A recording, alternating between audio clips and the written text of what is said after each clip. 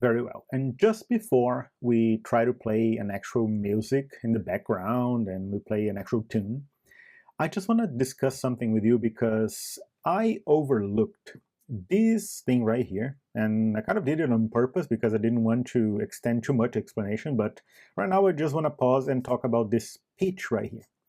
So why did we just pick this hexadecimal 1000 here?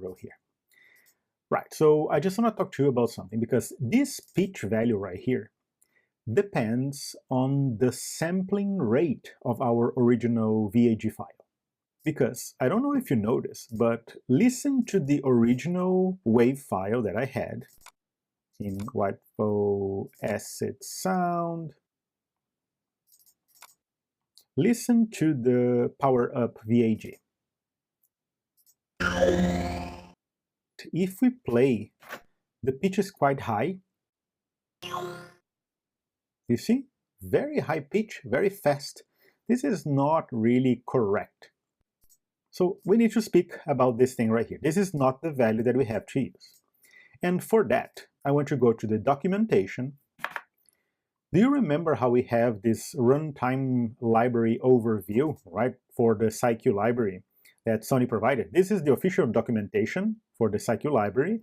It's called liboverview, right? So I'm going to provide to you again if you want to take a look. But I want to go, I think I already did a search right here. It's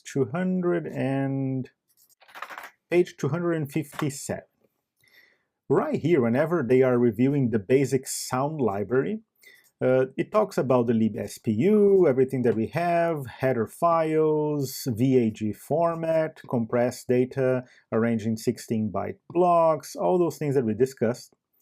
But right here, they talk about something called sampling frequency or sampling rate, right? So what is the sampling rate?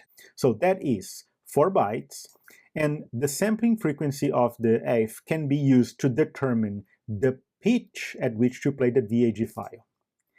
So depending on the sampling frequency of that file, which can be either 44.1 or 22.0, so depending on which is the sampling frequency of your VAG, the original VAG file, then we're going to have different pitch values that we're going to have to populate in our voice attributes, all right?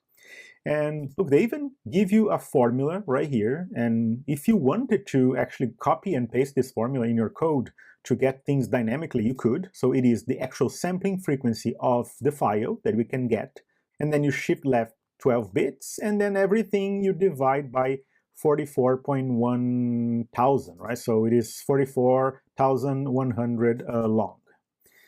Which means that if you have a sampling rate of 44.1 thousand kilohertz, right, the pitch is going to be 0x1000 hexadecimal.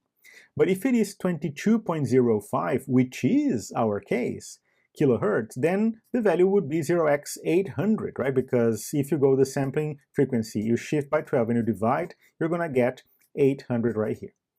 So what I'm going to do is, I am not going to go and use this dynamically. I'm not going to copy and paste this formula right here. I know that it is 22.05 kilohertz, the sampling rate of my original file. I'm just going to go and change to 800 hexadecimal.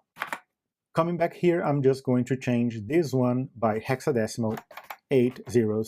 So that is going to be my pitch value, new pitch value. Let's see how that sounds.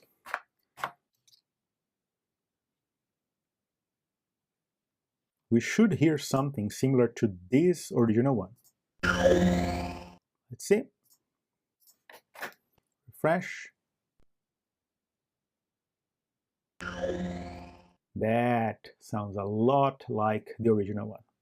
So there you go. I just wanted to pause and let you know that we do have this kind of dynamic change of the pitch, and the pitch depends on the VAG sampling rate, right? The sampling frequency of that file.